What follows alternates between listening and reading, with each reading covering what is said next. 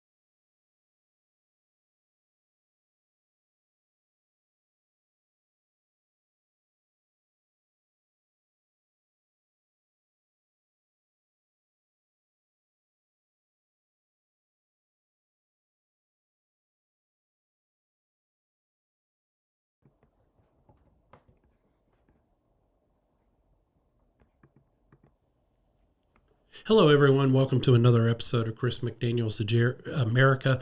Again, no Chris this week. He's still busy trying to finish up some law cases, tied up in depositions. But I'm not by myself, rest assured. I've got another one of my coworkers and friends up here with me. I've got Josh Guru Nichols filling in.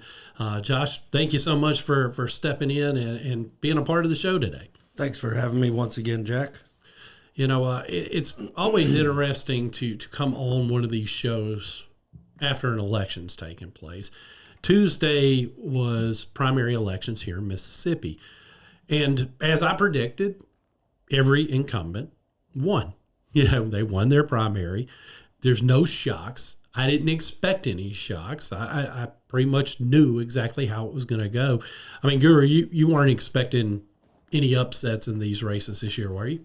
No, and especially after reading your column in the Wednesday edition of the Law Leader Call, you didn't as well, and I don't think we ever do.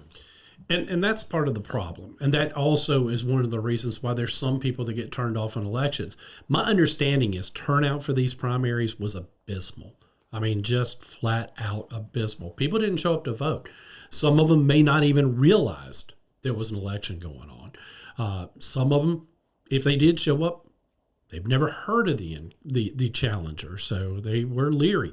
Others fell for mailers and attack ads against the challenger. And I'm not here to defend any of those challengers. I'm not. I'm here to just talk about some of the advantages that incumbents always seem to have.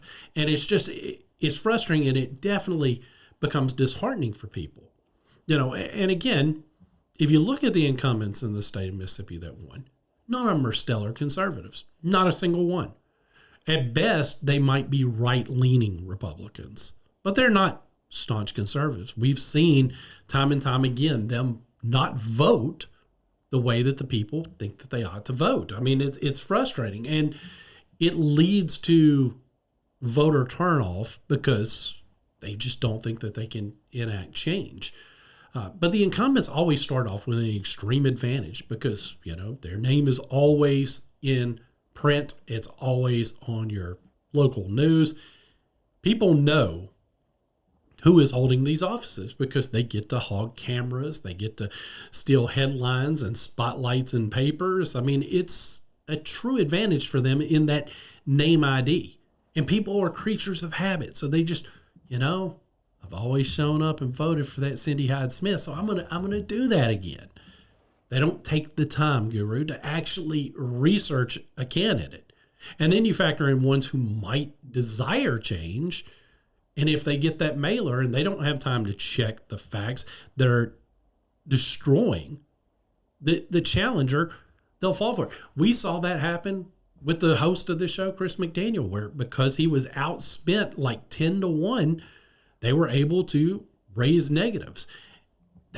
Money is a big problem. We're going to get to the money side, but first I want to talk about this issue of the name ID and the familiarity. For those who don't follow politics, they find comfort in what they know, and they don't really know enough about what their politicians are doing. So they just believe since they're always getting elected, they're doing a great job. And, going back on that, you talk a lot about name recognition, which I think is one of the biggest issues in these primaries. And I can remember growing up day before or day of election day, my mother and father having discussions about who they were going to vote for, because they pretty much would form their opinions based on what they had seen, like you said, in print. Back then was, you either had it on the local news stations or what was printed in the local newspaper. But my father, for his sake, did do his due diligence, even if, there was a new up-and-comer that he didn't know that much about, but then after reading or seeing an interview of that person might make the decision that, hey, I think this is who we need to vote for. And for 95% of the time, him and my mother would agree. And that day or the next day at the voting precinct, they would cast their ballots for the same people. And I think, in this day and age, and I can remember as a young voter in my mid-20s, I kind of fell prey to that, just picking the name of somebody because I heard that name so much, or I'd seen, yard signs or billboards or whatever. But then, as you grow older, if you actually care, if you're actually going to go to the polls and vote, you should take the time to do some research. Working at a newspaper, that is one of the biggest backbones of our job is the research that we put in. It's not always research that we enjoy doing because there are things that we have to cover, especially when you get into crime, that we don't like having to do. But doing your due diligence and doing your research is key to our job. And I think for the voting public, that needs to be pushed more to the forefront because, I know one of our coworkers here, even after getting ready to go to or came back from voting, said, I didn't know that much about this person, but I so am against the incumbent that I voted for their challenger. Yeah. Even though, like you started off with, we all knew that all the incumbents were going to win. He still voted against them because he does not support them. Yeah. And I said in my column that I was not going to vote for any of the incumbents. Doesn't mean I voted or even support for the challenger. There's write-in options. I jokingly always say, well, as long as the cartoon duck is an option, I don't have to vote for any incumbent I don't like. And that's true. It's sad, though, that it comes to that, in some instances, because I've said it before, voting for the lesser of two evils is still voting for evil. You're still voting for evil. It's just you view it as a lesser form of evil. And I'm done doing that. If I don't like either candidate, I will write in a friend. I mean, you may get a vote every now and then. It's just one of those things that I take voting very seriously. I should be there. But that doesn't mean I have to support any of the candidates on the ballot. I said it the other morning, and you're old enough to remember the movie. It was in the 80s. It was a Richard Pryor and John Candy movie called Brewster's Millions. Correct. Where Richard Pryor was trying to inherit a large sum of money. He had to spend a large sum of money to get the bigger inheritance. Well, one of his ways to spend that money is he decided to start a political campaign and run for mayor. And he ran on the entire platform of vote none of the above. And wouldn't you know, the voters were going to vote him in, but he had to drop out because winning that race would have counted as possession for him. But that whole none of the above campaign is something that stuck with me even as a kid, because It rings true sometimes in some of these races. And again, I'm not saying it rang true on Tuesday for us. I'm just saying it does ring true in some races sometime. And it's okay to be that way. It's okay. And maybe every now and then, if we had more protest votes, more people show up and vote as a run-in, and it doesn't matter because run-in votes don't count in Mississippi. But if there was an overwhelming number of them, there would be a message sent to the incumbent that, oh, maybe I need to straighten up. So yeah, there's this apathy that is set in on top of the name ID, where folks, like we touched on it a second ago, where they just feel like, well, there's nothing I can do. There's nothing I can do to change it. The incumbent's going to win, so why bother? And I get that feeling. I've been there myself. Tuesday, I had a strong feeling of that too, because I just did not. I mean, most people didn't even know Mike Ezell, the congressman in our area, had a challenger. Couldn't tell you his name. So that's a problem. And that's one of the things that really helps protect them. And how does someone get their name up? If you're starting off running, you got to have money. You know what the hardest thing for a challenger to get when they're running against an incumbent? It's money. Because people don't want to be, they may not like the incumbent, but they know that if they are seen giving money to the challenger and not the incumbent, they might lose access to said incumbent. So they're always going to fall back and support the incumbent, not because they like them, but because they're able to get access from said incumbent. I think money plays way too big of a factor in our elections these days. I mean, you look at the obscene amounts of money that Kamala Harris spent running against Donald Trump in a losing effort. Obscene amounts of money was spent. And to me, that's part of the problem. We have gotten into the era of people just buying elections. Incumbents, you might question, well, why is it so much easier for an incumbent to raise money? Well, I just gave you one. People that have been given money, that have big businesses or big platforms or whatever it may be, they're going to want to buy access from the politician. So they're more inclined to do that to an incumbent because they already know them. They probably already have that dialogue. They already have that working relationship. So let's funnel money into their campaign. Let's keep my guy, my gal in office because I know they're going to help me get richer. So we see that all the time. And this money amount has gotten ridiculous because, again, why it didn't work for Kamala Harris, people are essentially out there buying elections. They're buying elections. We see it like we talked about with the mailers, because if you'll notice, I'm sure you noticed this, Guru, 2 weeks before the election, if the challenger feels there's even a slightest bit of challenge from the person coming in, your mailbox gets inundated with mailers telling you how bad the challenger is. Every single one of them, not running on your record. None of these incumbents ever run on their record. Here's a newsflash for you. It's because their record's bad. That's the truth. Most of them have a terrible record. So they know they can't run on their record.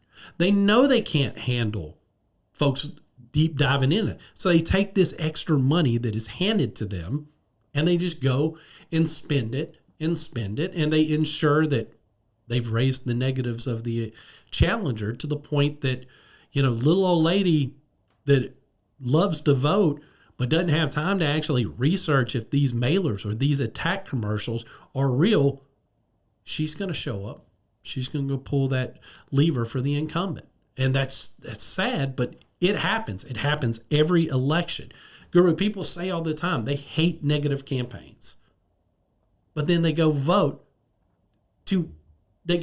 based on the negative campaign that they claim to hate. And, you in this setting typically are the one to ask the questions, but I have a question for you. Mm-hmm. When we talk about voter turnout, especially in like the election on Tuesday, do you think the low turnout is mainly the generation or generations younger than us that are not going out and voting, as opposed to our generation and those above the age 50? In a lot of races, probably. In the one that we saw on Tuesday, I think it was across the board low. I think it was. I hadn't seen the breakdown of age groups that voted, but because of how low the turnout was in general, I think it has to be across the board. And I think there are a couple of factors in that. I already named one. Just feeling that you're not going to make a difference. But I also think because we're in March and we're having a primary, a lot of those primaries are usually not till, later in the year. So I think there were a lot of people didn't realize there was an election taking place in March. They didn't have a clue that they needed to go to the polls, which is sad. But I mean, if you're raising kids and you're shuttling to and from, baseball practice, softball practice, whatever it is, if you're shuttling to and from and your life is constantly on a ball field or at a dance recital or whatever it is, it's harder for you to pay attention. It's harder for you to know, okay, we're having our primary elections in March. I mean, the general election is still not going to be till November. So why have it this early in the year is a good question to ask, because I just don't see any reason for it. I would love to see, I know in presidential election years you have to be earlier. I get that. But I would love to see some uniformity in non-presidential election years of when our primary is going to be, because then people can plan around it easier. Now, that doesn't mean that they shouldn't have known, because I know we had notifications in our paper. I've saw people mention it on local news. So, I mean, again, you should know, but I understand why some don't. And I'll say this too, and I know people get mad at me when I say it, but I mean this. If you don't know any of the candidates, if you don't understand the issues, don't vote. I have no problem with those people staying home and not voting, because you're not doing a service, because you're just going and clicking that box for the incumbent, most likely. And that's why we're in a mess that we're in, So to answer your question, Guru, I do think that some of the younger generations don't turn out the way that they should. But I think it was across the board on Tuesday. I don't think you can single out one generation on Tuesday.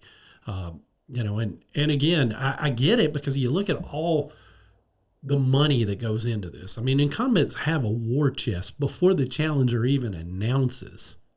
And you're swimming upstream the entire election. It can be done. We've seen upsets. We've seen folks. I mean, I think Chris McDaniel, in every race he's had, has been outspent tremendously and has still done exceedingly well in those races, despite not having the money of the challengers. But it's going to take somebody that can talk like Chris, that is able to convey a message in the proper way in order for that to work. And even that's not always a guarantee to even get close, because you've got to have a personality that demands attention. They've got to be able to get on television without spending money. They've got to be able to convince voters they need to show up and hear from them. That's easier said than done, and sadly, in this last past group of elections, none of the challengers were overly dynamic. None of them that I saw were, anyway. I mean, it just felt like more of the same. I mean, the one race I was keeping the closest eye on Tuesday, even though I knew he was still going to win, was Benny Thompson's race in the 2nd Congressional District. Because, I think he had 2, maybe 3 Democrat opponents. And I couldn't remember the last time that Benny had a challenger in the Democratic primary, let alone multiple. So I was like, okay, maybe there is a desire for change in the 2nd Congressional District. Nope, wasn't. Benny went back in despite having multiple challengers. And I hate to break this to you Republicans, he's going to win that general election too, because the district is drawn to aid Benny Thompson. It's one of those things that frustrates the heck out of me, but it is what it is. He's going to win. He's the worst person and again, I'm not a fan of any of the members of the Mississippi delegation, and he's the worst. He's the worst. Now, he's the only Democrat, but the only one that admits to being a Democrat. It's just, it's so frustrating to see And it's frustrating to go to the polls and look at on the ballot and go, well, I don't like either of them, so I'm going to just do a write-in. That's frustrating. That also leads to people staying home because they aren't motivated by the challenger. They may not like the incumbent, but they're not motivated by the challenger. And some are motivated because of the very fear that was instilled in them on those mailers we talked about. Now, back to the money aspect of it. You know, incumbents start off with this war chest, and that's actually what they call it. It's their campaign war chest.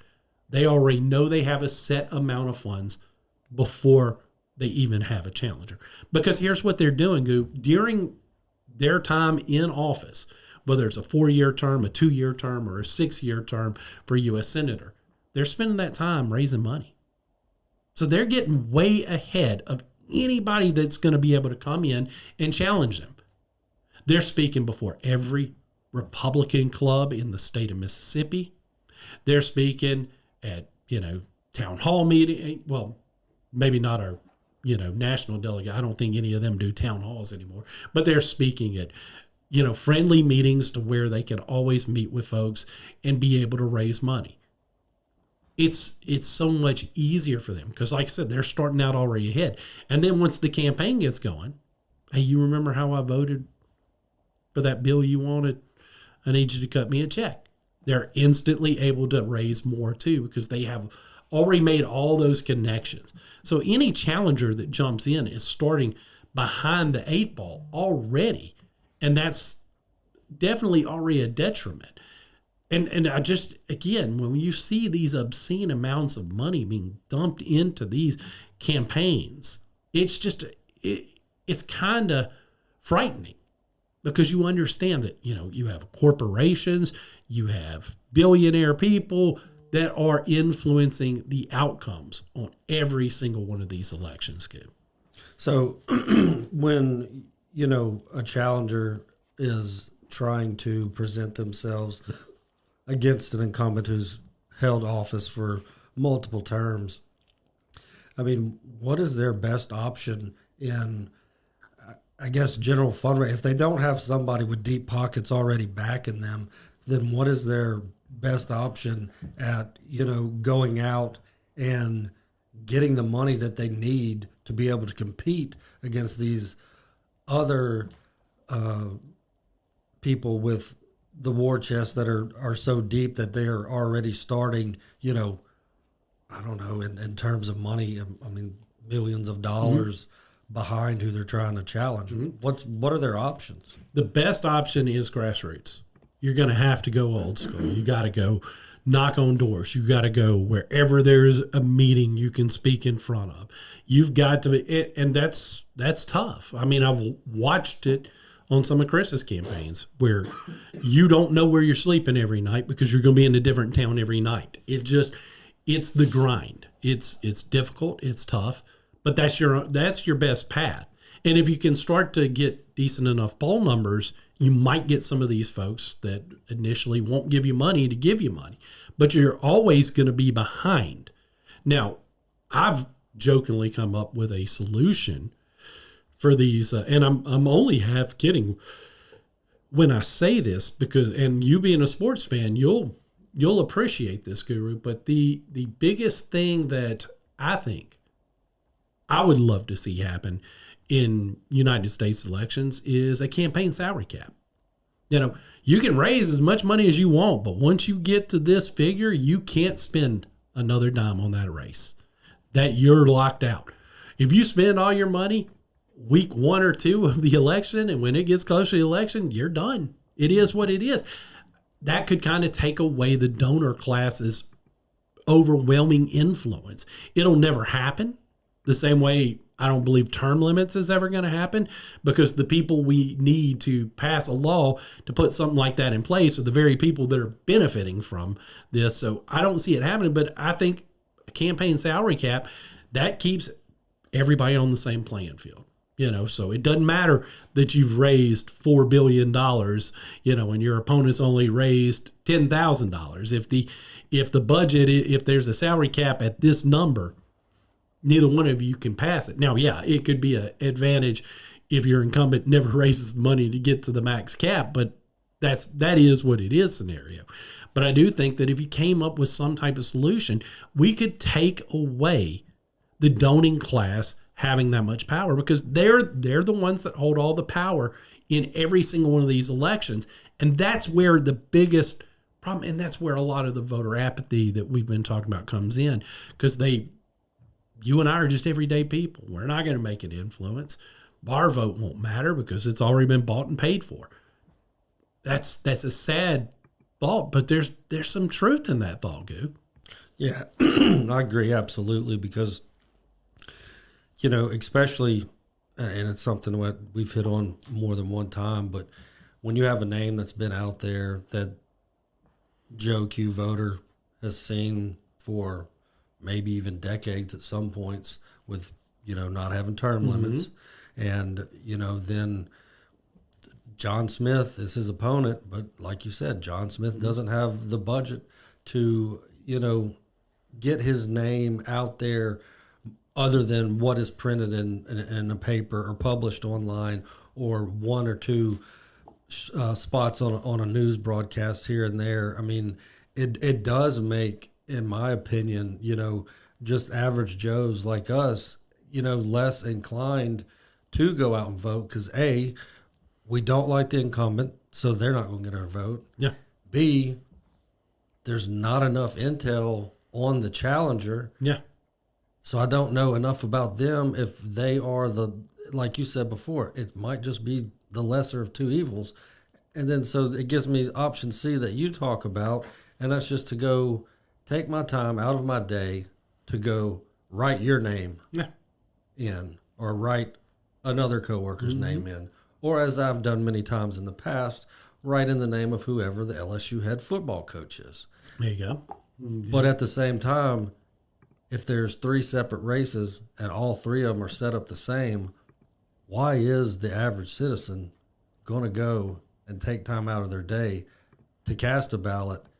For one, they don't believe in anybody on that ballot. And 2, if they're just going to write in names, there's really no point.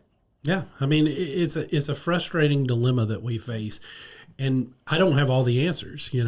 I think as much as I would love to see a campaign salary cap, as I said, it's not going to happen. The people that are benefiting from it are the ones that are going to have to vote on the law. That's the reason why we don't get term limits, because the people we need to vote on a bill to pass term limits are the people benefiting. The founders never intended for somebody to get elected and go up there and turn it into a career. That was never what they envisioned. But that's what's happened. That's what has happened. And I know we're coming up on a break. So when we get back, we'll continue a little bit more on this conversation before we switch gears, because I do think it's an important conversation to have. But we're going to pause right here. I'm Jack Fairchild, filling in for Chris McDaniel here on Chris McDaniel's America on the Midnight Ride Network, your home for the anti-establishment movement. Luck hits different this March at Bocoma Casino. Join us for the Leprechaun Loot, happening Thursdays and Fridays, March 5th through 27th. From 6 to 10 p.m., we're picking one hot seat every hour, where you can have the chance to win your share of $25,000 in cash and bonus bet prizes. Keep playing, keep it hot, because the next draw could land right in your seat. Experience Leprechaun Loot, only at Bocoma Casino.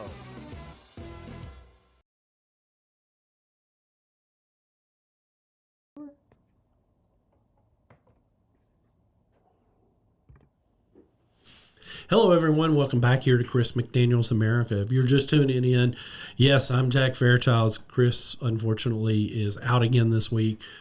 We are hoping to get him back real soon. It's just like we've said, between family commitments and work commitments, it's just been a difficult time to get him back. And the times we've had him scheduled to come back, we have issues sometimes coordinating his schedule with the production schedule. So it just is a perfect storm at the moment, but he's still very much committed to the show and is still a part of it. I guarantee you he'll watch it at some point and tell me, well, you didn't do this right.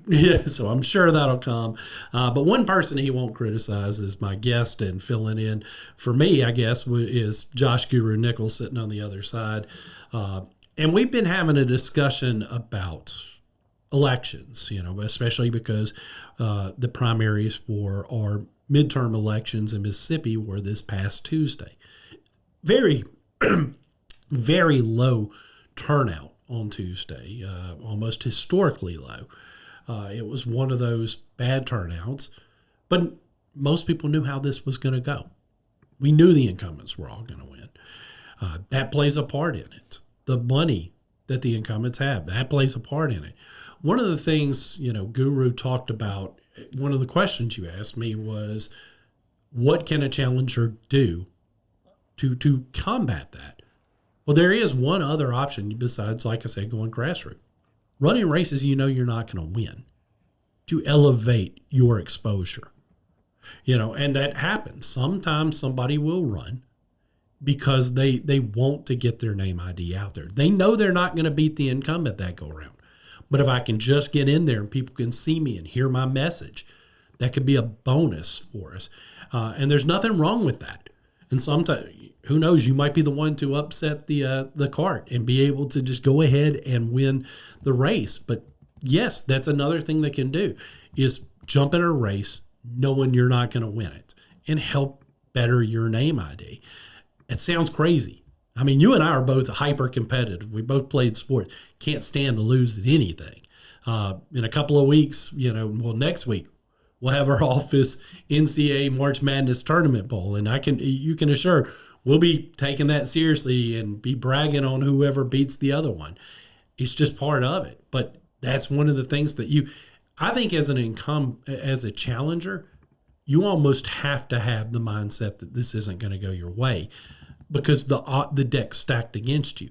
That doesn't mean you're going around telling people that you're going to lose, but that means you just have a certain level of acceptance because you know how hard of a task that you're signing up for here. And so I think that's another option to better a challenger's name ID. It's the least desirable, I will admit, but there are ways to get your name ID up. Mm-hmm. And, you speaking of that automatically made me think of one individual here locally in the city that you and I both call home, in Ellisville. Mm-hmm. In our last mayoral election, you look at somebody like Jalen Lindsay, mm-hmm. who's challenging the incumbent, Lynn Buckholtz at the time. Mm-hmm. Did you know anything about him? I knew he had run prior to one time before. Exactly. But that kind of plays into part into, and I'm almost assured if we went back and looked at the numbers from the first time he ran to the second time he ran, I bet you those numbers have grown somewhat. Because I want to say they were pretty similar. Were they? But it was a different scenario. He was running against a Republican incumbent as a Democrat. And I think that also, because, again, we're still very tribalized. And, again, I don't know enough about, Mr. Lindsay to say positive or negative other than the party he was in. But I do think that still plays a factor too, because when I'm talking about challenging an incumbent, I'm mainly talking about it in the primary system. And that's the other thing for us, right? The state party, the state Republican Party and the state Democrat Party, they both claim that they want primaries, but they really don't. Because look at how little the state party supports any challenger. And that's the same on the Democrat side as well. It's not a Republican thing. And that's why the establishment candidate is typically going to win. And the establishment candidate is almost always the incumbent. So it's a mess for sure, and that's one of the things too that I would love to see people get out of the tribalism mindset, because it is not a us versus them the way that you think it is.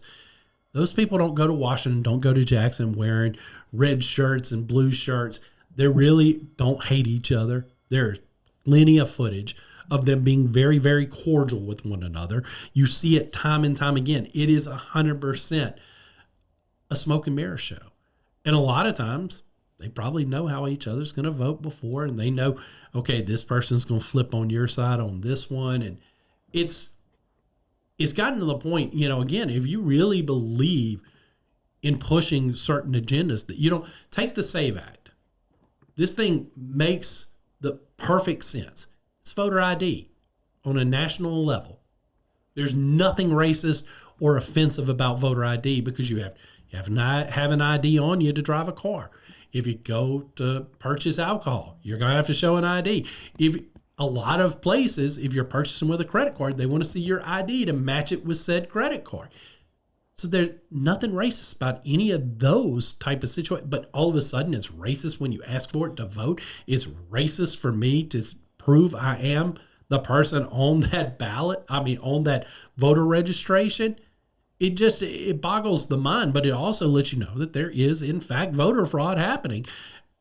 Because why would any rational human being be opposed to something that would make our elections more secure? But here we are. We know that the SAVE Act's not going to move forward. Despite the Republican majority, they're not going to do what is necessary to force a vote and get this thing passed. If it was on the other side and it was a liberal agenda, they might consider it a little bit more, but it almost feels like Republicans are always weak-kneed. Not Trump. You thought after Trump comes in that they'd be a little bit more bold because he's a fire breather, but they're still the same old passive Republican Party that we have seen for years. And it's another factor that I think has driven away some voters too, because they don't trust either party anymore. I used to serve on a Republican executive committee here in our home county. I left the party because I don't believe in the party anymore. That's a problem. And that's a problem that the party doesn't seem to want to address, because I think they're perfectly okay with conservatives like me checking out as long as they can protect their establishment hacks. I mean, I think they're perfectly okay with that. And it's apparent because none of them have tried to say, hey, we want you to come. Haven't really tried to reach out. So I think they're perfectly okay with us dropping off and them just trying to, if they have to get a new guardian, they're going to get an indoctrinated crowd that is going to just push the same nonsense. I also don't believe that it is, there's an old saying that Republicans try to have, and it's the Reagan commandment of thou shalt not speak ill of a fellow Republican. And that's hogwash. When Reagan said it, Reagan meant thou shalt not speak ill of me. It wasn't necessarily his fellow Republicans. In a primary, an incumbent's record is fair game. Matter of fact, it's probably why you're running. Yet you see people say, oh, they're going negative. It's not going negative. Point out they have bad votes. It's not going negative. But then you give the incumbent a pass for all of the mailers that are, calling guru, every name but a Christian. So it blows your mind when you look at this. But that's the way that things structure out when you think about it. And it's beyond frustrating. Yeah, and, going back to what you were saying earlier with the SAVE Act, I mean, it is so mind-boggling because of all the things that you said that you have to do, even to the fact, I mean, the last time I checked into a hotel, I absolutely had to show my ID to let them know that name on that credit card that's also attached to the account on their computer screen, that they all match. But yet we don't want to have our voters have to be ID'd. Yeah. I mean, how much louder can we scream fraud? I mean, you could just write it in big black bold letters across the top of the ballot that you're about to cast your vote on. Yeah. Because if I go in and say, hey, I'm Jack Fairchilds, sign Jack Fairchild as legibly as I want to, I can vote as Jack Fairchilds, even though I am obviously not him. And it makes absolutely no sense why they don't want to support it. And they is the Republicans and the Democrats as well. And it's like you said, at this point, why do we still have the two separate parties anymore? Yeah. I mean, because you've alluded to it, and I've heard you talk about it on shows before, they're going to flip and vote for something or not vote for something and shoot it down regardless of how they feel. Yeah. Because it goes back to the biggest thing that you mentioned earlier, and it's not just in politics, it's for sports, it's for the entire world. It is always about money. Yep. And for politicians, just like your biggest owners in the sports world, it's always about the dollar. And if me not casting a vote on an issue or me saying no or yes to that issue at somehow, some way puts more money in my bank account, that politician is going to do it because it's all about money. I mean, a perfect example, and we're going to switch gears into some stuff on the Iran war here in a second, but a perfect example is their vote on this sexual harassment fund and not to release the names of the senators and Congress people that used that fund.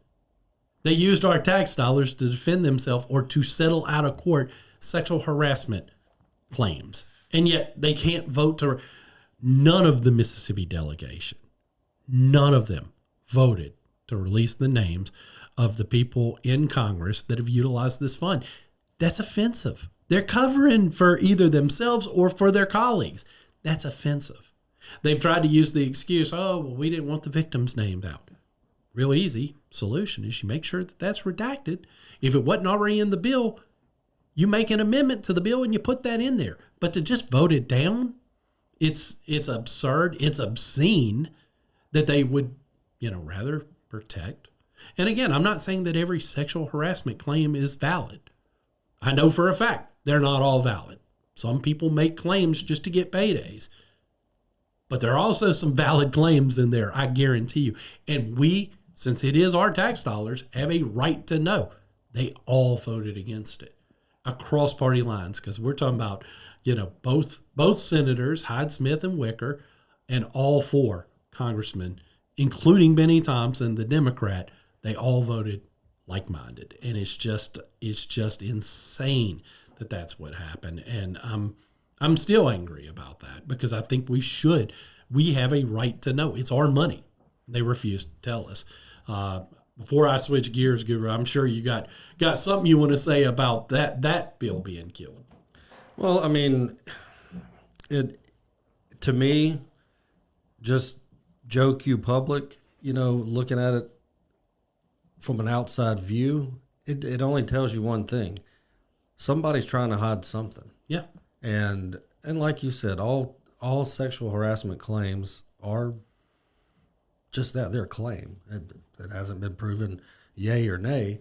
But with the bill being just completely voted against, especially by all of our Mississippi legislators, not saying that it's something that they're trying to protect people inside the Magnolia State, but there's people in Washington that are being protected by having. And we don't know if it was people in the Magnolia State because they won't release the names.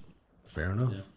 I mean, before I switch gears, my last point on this is, and I've said this before and I'll continue to say it, Donald Trump's biggest failure has been the fact that he continues to endorse the swamp. And I like him as a president, think he's doing a good job, but that's been his biggest failure. He ran initially on the message of drain the swamp, and yet every chance he's gotten, he has endorsed the swamp incumbents, and that's frustrating.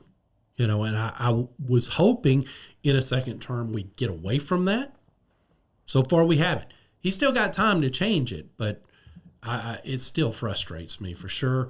I hope he realizes that, these incumbents aren't necessarily wanting to work with him. They don't like him. And maybe it's a good idea to get rid of some of them. And I'm not talking about ones that just disagree with you from time to time. I'm talking about you probably need to look at the ones who are smiling in your face and acting like they agree with you. They're probably the more dangerous ones who will be honest with you when they disagree. Just saying. Now let's talk for a second, Guru, about the Iran war, because there are a couple of things going on with it. I think one of the biggest and craziest things, there's a partial government shutdown going down again, because God knows we got to keep having those. It's hard to notice because it's not really affecting us, because we don't work for the government. But there is one going on. And one of the things that has been shut down is the Department of Homeland Security. And instead of Democrats voting to open it back up, knowing that there are now threats of Iranian sleeper cells in our country, terrorists, and that there's been chaos at airports, Democrats won't vote to open it because they want that line in the sand, and they want to try to make sure that we give free medical care to illegal immigrants, I guess. To me, this slaps in the face of the American people, because say what you will about the Department of Homeland Security. You may not like it. You may not like its existence. But in a time like this, where we need somebody that's keeping the checks and balances to make sure that we don't fall prey to a terror attack. And the Democrats are just playing politics here, and it's utterly absurd. And if we do have the time to get to one of the topics that we were going to talk about, we may or may not get to super podcaster Joe Rogan.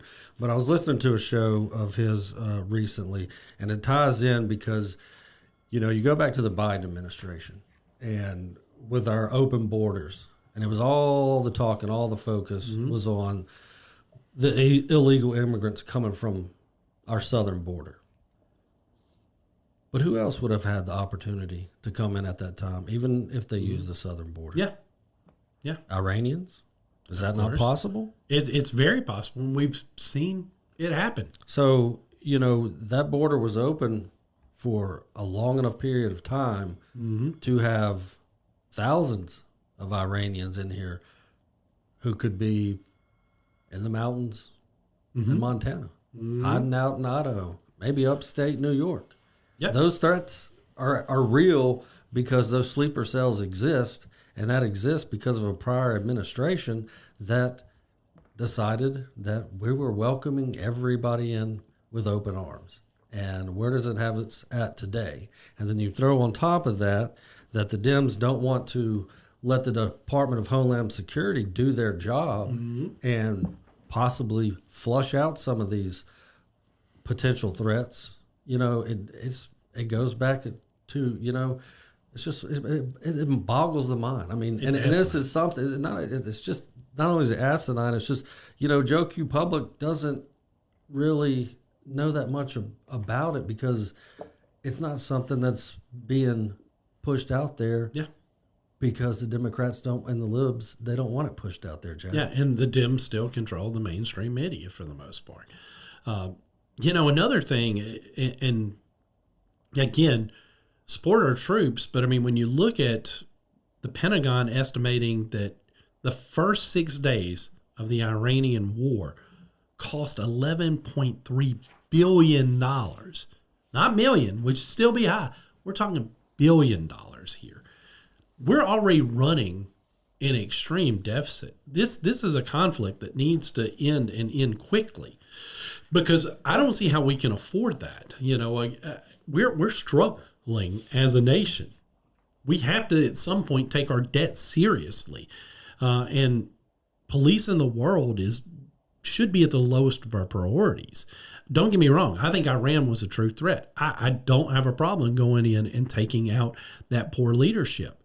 But again, when you look at these costs, at some point, what's going to happen? Are we going to not be able to afford more missiles? Are we not going to be able to afford stuff for our own protection? It's going to get to that point. And that is just a staggering dollar amount when you look at that cost for just 6 days. Again, it's one of those things that shocked me when I saw the dollar amount. But I mean, that if you go and it shouldn't shock you, because if you go and look at how much it cost for those missiles, if you go and look and see how much it cost for those planes and various other things and fuel, and it makes sense. I mean, as a matter of fact, while we're in this conflict, we're dealing with some of the worst oil prices since the 1970s. So, I mean, they've got to figure out a way to escalate so they can get to a quicker conclusion, get some stability over there, because I just don't think we can keep financing this kind of money. And I know the American people aren't going to maintain a taste for it if the gas just keeps shooting up the way that it is. Again, support the rationale for why we went in there in the first place, but there has to be a quick exit strategy plan as well. I mean, Israel's fully capable with her army to go in there herself if it's been fractured enough. We don't, in my opinion, I don't think we ever have to put boots on the ground, but I think we will. It's one of those things where we have to start asking questions, because at some point we're going to drive off that financial cliff. It's just going to happen. And conflicts like this aren't going to help. I mean, we already gave billions of dollars to the Ukraine. Just gave it to them. At some point, we've got to start prioritizing the folks back home. You know, Trump runs on an America First platform, and I think he really, truly means that. But we're dealing with so many price issues that we have to figure out something, and this conflict might just be compounding things, Goo. Yeah, you know, with that cost, you're looking at just shy of $2 billion a day in over each day of a 6-day period. And I totally agree. I hope we don't put the boots on the ground. I mean, I don't know what their strategy was from the beginning to, you know, okay, we're going to go in. This is going to be this is going to be a 2-week op. We don't know. That hasn't been brought out. Possibly never will be. But I totally agree. There should be a point of, you know, we need to create this much damage. We need to blow up A, B, C, D, all the way down through Z. Once we get to Z, we're going to pack it up. We're going back home. Now, Israel, it's your turn. Yeah. We have put such a devastation on the Iranians that you should have no problem protecting yourselves and overtaking them if that is what you choose to do. And for us to continue to go on with this conflict, like you said, burning through billions of dollars a day is killing our economy. And it's going to be a trickle-down effect. It'll start with gas prices. Then what's going to be next? It's going to be groceries again. Yep. We were just starting to come, you know, back from not having to pay $5.50 for a gallon of milk. I mean, it's down to $3.99 right now. But if this continues a month from now, it'll probably be $6 here in South Mississippi. And that's only going to continue to make things worse. And it circled back around as to what you said and what Trump has previously said in making America the point of emphasis. Mm-hmm. Go in, prove your point, get it done. Take out the threats. Eliminate the threats, turn it over to Israel, fly the boys back home, and let's focus on America. You know, or if you want to leave folks there as support on our naval vessels, I'm fine with that. I can promise you, as having served in the Navy, that we're always on alert throughout the world, and that's not a problem. Yeah. That's 24/7. Yeah, and that's my point. I'm fine with that, but I don't want them leading the charge for a change. I know they will be. Sadly. I know we're coming up on the end, Goo, and there's story you alluded to. I know you want to get into, but there's the famous podcaster Joe Rogan. You know, folks, he's got I think he still has the most popular, most downloaded podcast in the world. You know, Joe is one of those. I think he leans way more libertarian lean than conservative, and he does have some liberal views on certain issues. I mean, he famously originally was behind Bernie Sanders. Of course, he endorsed Trump last go around. I think that his eyes have been open to some of the lunacy of the left, and I think that he has opened his mind to some of that stuff. And he was recently talking about the protest out there in Minnesota. And he called the protest one of the clearest, most obvious distractions you've ever seen during a recent episode of his show. He says it's not organic that it just happened to be taking place in the very same place where you found hundreds of millions of dollars of fraud. So he pointed it out big time. And he said that these protests, he described them as organized and paid for. Something we've talked about on the show. They are paying people to go and protest. If you're a protester going out there because you honestly disagree with immigration policies, or you go out there because you honestly disagree with the war in Iran, no problem. I will defend your right I don't agree with you, but I will defend your right to protest. But I do have a problem with the folks that this is a paid job for, because they're not out there because they believe in something. They're out there to instigate. And Joe Rogan believes in Minnesota, they're out there to distract. And it is a nice distraction for our good friend up there, old Timmy Walls up there in Minnesota, who really and truly is the guy that I point to. It's distracting for that congresswoman from Somalia that, she had people benefiting. The money was going back to her home nation. It just, again, you see this whole situation. And I'm not, we say on this show all the time, we're not talking conspiracy theories. We want facts. We want you to present us with stuff. Joe does go a little bit more conspiratorial, but sometimes you can look at dots like this and you can piece it together and go, he's not wrong, because we know there are paid protesters. We know that for a fact. It doesn't not make sense that Minnesota's state government wouldn't love these protests and are benefiting from them, because it has taken some of that attention away from them. Yeah, absolutely. And like you said, there's a lot of times that Joe will go down rabbit holes with You're a big fan. You listen to him regularly. I have started over the past probably 4 months. I've listened to quite a bit. First I knew Joe from being ringside at UFC events, and thought, didn't really think much about it. Mm-hmm. And then came across, I used to listen to other podcaster, Theo Vaughn. He had Joe on a show. They had a discussion or whatever. And some of the things that Joe would talk about, just brought me into him. And as I started listening to him, it's like, this guy's just not a black belt in jiu-jitsu who's, ringside at every UFC event. Or a comedian. Yeah. This is a very intelligent, thoughtful person. And yes, politically, he does tend to bounce around a lot. But I think he also is the type of person that I think a lot of us need to be more like, and be more open-minded to, thinking from both sides of anything as far as politics and legislation and whatnot go. And, he's worth a listen. Give him 30 minutes. I mean, he's had Bernie Sanders on. He's had J.D. Vance on twice. He's had Trump on.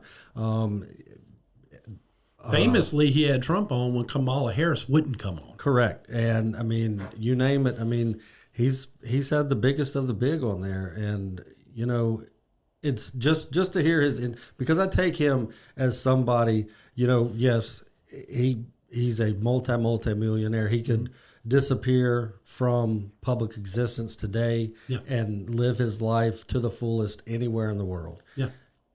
But he seems more like just a normal citizen, not like I am high and mighty Joe Rogan. And he doesn't automatically project himself as right. He might debate you, but debate is good. Debate is something we need more of. We were talking at the start of this show, Goo, about incumbents and why they always win. I forgot a key one.